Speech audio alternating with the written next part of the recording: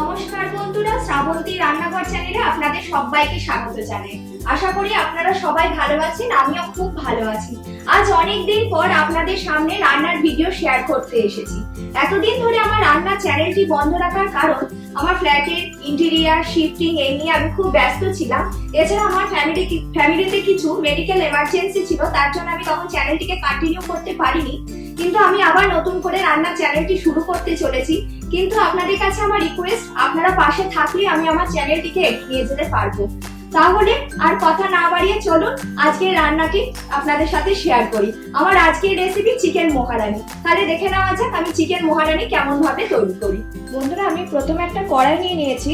এই কড়াইয়ের মধ্যে আমি কিছু মশলা এখানে অ্যাড করব। এখানে আমি 1 টিস্পুন গোটা জিরে দিলাম, 4-5টা ছোট এলাচ, 1 টিস্পুন গোটা ধনে, আর 3টে গোটা শুকনো লঙ্কা, আর 1 টিস্পুন মৌরি।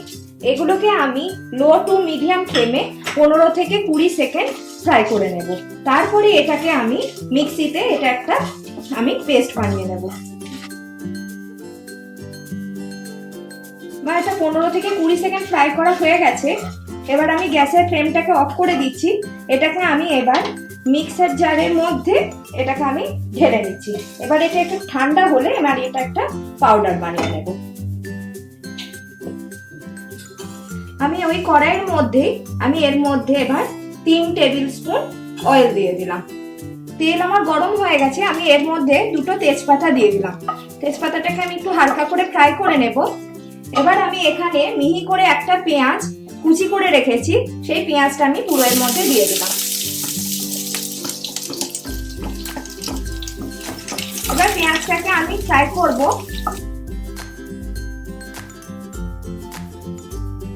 পেঁয়াজটা আমার লাল লাল করে ভাজা হয়ে গেছে। এই স্টেজে আমি অ্যাড করে দেব 2 টিস্পুন আদা এবং রসুন বাটা।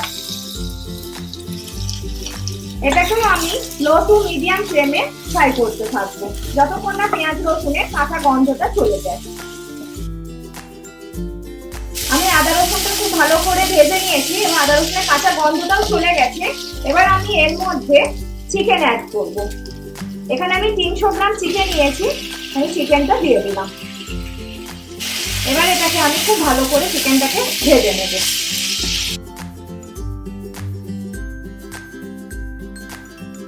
আমি এখানে পরিমাণ মতো নুন অ্যাড করে দিলাম। নুনটাকেও চিকেনের সাথে খুব ভালো করে মিশিয়ে নিচ্ছি। আমি এবার চিকেনটাকে লো টু মিডিয়াম ফ্লেমে 4 থেকে 5 মিনিট ভালো করে ফ্রাই করে নেব। চিকেনটাকে আমি ভালো করে ভেজে নিয়েছি। এবার আমি এর মধ্যে অ্যাড করব, এখানে আমি 8-10টা কাজু আর 5-6টা আমন্ড আমি ভিজিয়ে রেখেছিলাম। তারপরে এটাকে একটা স্মুথ পেস্ট বানিয়ে নিয়েছি, সেই পেস্টটা আমি এর মধ্যে দিয়ে দিলাম। আর এখানে আমি 1 বাটি টক দই ভালো করে ফেটিয়ে রেখেছি, সেই টক দইটাও আমি এর মধ্যে দিয়ে দিলাম। এই অবস্থায় আমি গ্যাসের ফ্লেমটাকে একটু কমিয়ে রাখছি, যেহেতু টক দই দেওয়া হয়েছে, না হলে এটা কেটে যেতে পারে। এটাকে আমি খুব ভালো করে মিশিয়ে নিচ্ছি চিকেনটা। আমি চিকেনটাকে খুব ভালোভাবে মিশিয়ে নিয়েছি। এবার আমি যে ড্রাই রোস্ট করে যে পাউডারটা বানিয়ে নিয়েছিলাম মশলা, সেই মশলাটা আমি এর মধ্যে দিয়ে দিলাম। আবারও এটাকে আমি খুব ভালো করে মিশিয়ে নিচ্ছি।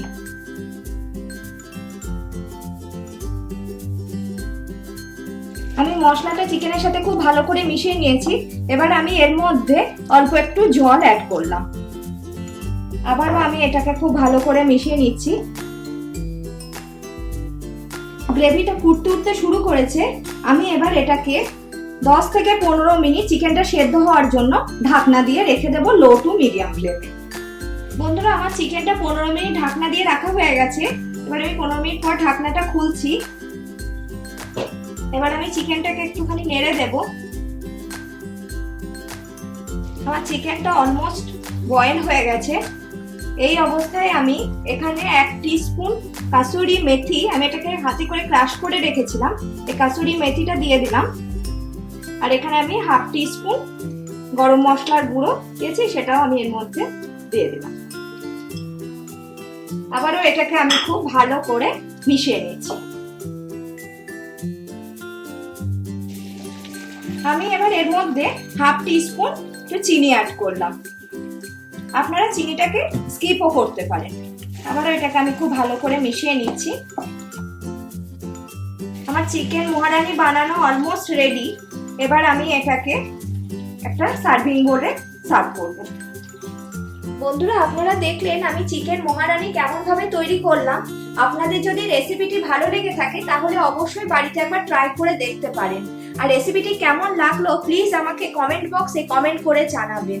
আর আমার চ্যানেলে নিত্য নতুন রেসিপির আপডেট পাওয়ার জন্য প্লিজ আমার চ্যানেলটিকে লাইক, শেয়ার এবং সাবস্ক্রাইব করে দেওয়ার অনুরোধ রইল। তাহলে আজ এই পর্যন্তই, আবারও চলে আসবো নতুন কোনো ভিডিও নিয়ে। সবাই খুব ভালো থাকবেন, সুস্থ থাকবেন। ধন্যবাদ।